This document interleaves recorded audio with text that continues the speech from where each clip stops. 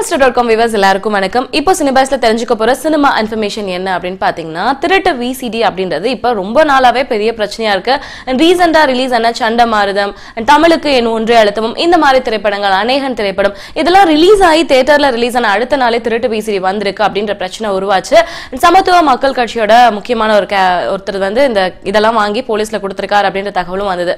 So இத வந்து தடுக்கணும் அப்படின்றதுக்காக செயற்குழு கூட்டம் சினிமால இருக்க எல்லாருமே வந்து இன்னைக்கு வந்து பண்றாங்க 28th.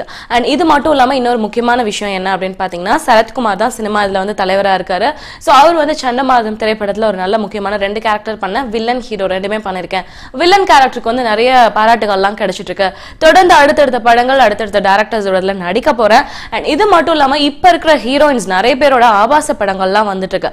அதெல்லாமே முக்கியமா மார்பிங் பண்ணி தான் நிறையவே வெளியிடுறாங்க. என்ன காரணத்துக்கு இப்படி பண்றாங்கன்றது தெரியல. அது மட்டும் இல்லாம ஹோட்டல்ஸ்ல ஹீரோயின்ஸ் தங்கி இருக்காங்க அப்படின்னா குளியலறையில வந்து ரகசியமா கேமரா வச்சு அதை எடுத்து யூடியூப்ல எல்லாம் அப்லோட் பண்றாங்க.